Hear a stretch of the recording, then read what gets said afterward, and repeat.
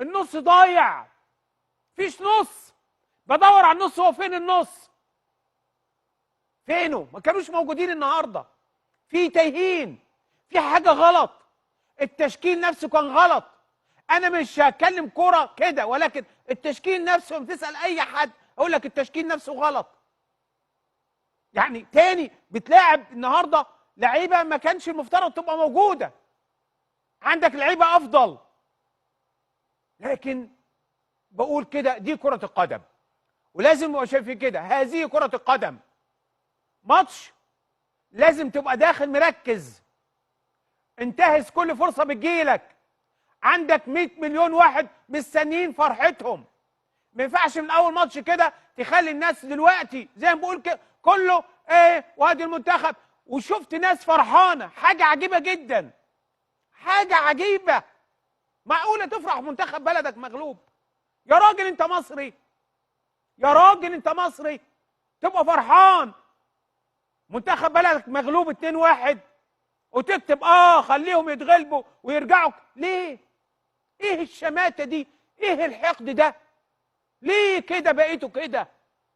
ليه في ناس بقت كده؟ بقت عندها الشماتة في بلدها ومنتخب بلدها واي حاجة بلدها. ليه عندكم كده؟ ليه بقيتوا كده؟ ربنا هيكرمنا بإذن الله. وانا بقول كل الثقة في منتخبنا، كل الثقة في الرجالة، لكم كل التحية. اللي حصل النهارده ما يتكررش، خلاص ما عندناش وقت تاني. عندك ماتشين لازم تفوز باذن الله، الماتشين الجايين ما عندكش بديل اخر. كفايه دلع، كفايه طبطبه، كفايه بقول طبطبه. فيتوريا لازم يشوف حل.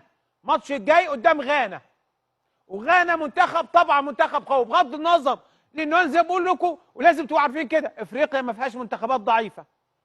بتابع انا الكره الافريقيه وبتابعهم في الدوريات الاوروبيه. كل منتخب عنده 4-5، وفي منتخبات كل لعيبته بيلعبوا في اوروبا. مفيش حد النهارده ضعيف، واللي مش محترف في اوروبا محترف في انديه اخرى، فكل محترفين وبيلعبوا كوره. ودينا شفنا موزمبيق عملت ايه معانا. المفترض انه ترتيبهم باين 100 حاجه و20 ولا حاجه كده يعني، واحنا 3 واحنا ترتيبنا متقدم 3. منتخب مصر يا جماعه يتعمل معاه كده النهارده؟ طبعا عندنا غانا، وعندنا بعد كده راس الاخضر. وعلى فكره راس الاخضر منتخب محترم جدا جدا، غير غانا. غانا احنا عارفين تاريخنا معاهم، مش هو المنتخب القديم، ولكن ما تضمنش اي حاجه. لازم انا من دلوقتي خلاص نسينا الماتش وخلصنا، خدنا نقطه خلاص الحمد لله، كرم من عند ربنا والله، جت من السماء، جت من السماء والله النقطه دي بتاعت النهارده. خلاص انا